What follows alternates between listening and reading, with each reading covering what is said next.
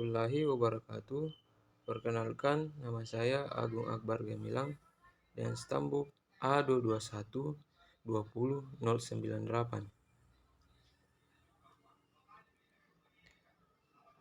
Pada kesempatan video kali ini, saya akan membahas submateri yang pertama, yaitu hierarki sosial, daerah, teritorial, dan interaksi. Yang kedua, komunitas. Yang ketiga, komunitas dan suksesi. Dan yang keempat, ekoenergetika. Materi yang pertama yaitu hierarki sosial, daerah, teritorial, dan interaksi. Yang pertama, hierarki sosial. Hierarki sosial adalah suatu sistem peringkat sosial yang terbentuk di antara individu dalam suatu populasi hewan. Pada hewan yang hidup secara berkelompok, hierarki sosial biasanya terbentuk berdasarkan dominasi dan subordinasi. Individu yang lebih dominan akan menduduki posisi yang lebih tinggi dalam hierarki sosial, sedangkan individu yang lebih subordinat akan menduduki posisi yang lebih rendah. Wilayah teritorial adalah suatu daerah yang dikuasai oleh suatu individu atau kelompok hewan. Wilayah teritorial biasanya digunakan untuk mencari makanan, berkembang biak, dan berlindung dari predator. Wilayah teritorial dapat berbentuk tetap atau tidak tetap, tergantung pada spesies hewan yang bersangkutan. Yang ketiga, interaksi antar individu. Interaksi antar individu adalah hubungan yang terjalin antara individu dalam suatu populasi hewan. Interaksi antara individu dapat bersifat positif atau negatif, tergantung pada jenis interaksi yang terjadi. Contoh interaksi antar individu yang bersifat positif adalah mutualisme. Mutualisme adalah hubungan saling menguntungkan antara dua spesies yang berbeda.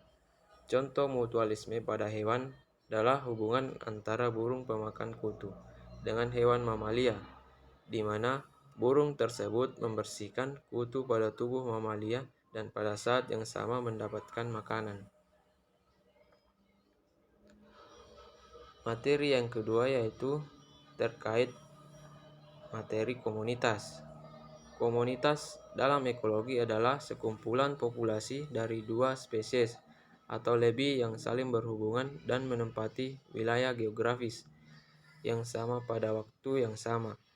Studi tentang interaksi di antara spesies dalam komunitas disebut ekologi komunitas atau sinekologi. Interaksi antar populasi dalam komunitas memungkinkan adanya peningkatan kualitas kehidupan dari semua organisme yang terlibat. Interaksi ini dapat memberikan keuntungan maupun kerugian kepada populasi yang terlibat. Berikut adalah beberapa contoh interaksi antar populasi dalam komunitas. Materi yang ketiga yaitu materi komunitas dan suksesi. Komunitas dalam ekologi hewan adalah kelompok makhluk hidup yang terdiri dari beberapa populasi dan saling melakukan interaksi antara satu dengan yang lainnya pada suatu tempat dan waktu tertentu. Contoh komunitas pada hewan adalah komunitas padang rumput yang terdiri dari populasi rumput, populasi belalang, populasi burung, populasi ular, dan populasi lainnya. Komunitas mempunyai struktur dan pola tertentu terhadap keanekaragaman, kemerataan, dan dominansi dengan ciri yang unik pada suatu komunitas. Suksesi dalam ekologi hewan adalah perubahan yang terjadi pada komunitas makhluk hidup di suatu tempat dalam jangka waktu yang lama. Suksesi dapat dibedakan menjadi dua jenis, yaitu suksesi primer dan suksesi sekunder. Yang pertama yaitu suksesi primer. Suksesi primer terjadi pada suatu tempat yang sebelumnya tidak memiliki makhluk hidup. Contohnya adalah suksesi pada lahan bekas tambang atau lahar gunung berapi. Suksesi primer dimulai dengan kedatangan organisme yang pertama yang mampu hidup di tempat tersebut, seperti lumut atau ganggang. Organisme tersebut kemudian membentuk tanah dan memberikan kondisi yang lebih baik bagi organisme lain untuk hidup. Yang kedua yaitu suksesi sekunder. Suksesi sekunder terjadi pada suatu tempat yang sebelumnya sudah memiliki makhluk hidup, tetapi mengalami gangguan atau kerusakan. Contohnya adalah suksesi pada hutan yang ditebang atau lahan pertanian yang ditinggalkan. Suksesi sekunder dimulai dengan kedatangan organisme. Dan materi yang terakhir yaitu terkait ekoenergetika. Ekoenergetika adalah cabang ilmu ekologi yang mempelajari aliran energi dalam suatu ekosistem.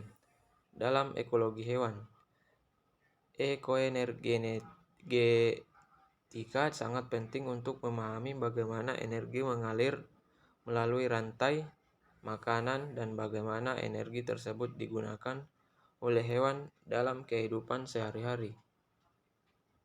Yang pertama yaitu aliran energi. Aliran energi adalah perpindahan energi dari satu organisme ke organisme lain dalam suatu rantai makanan.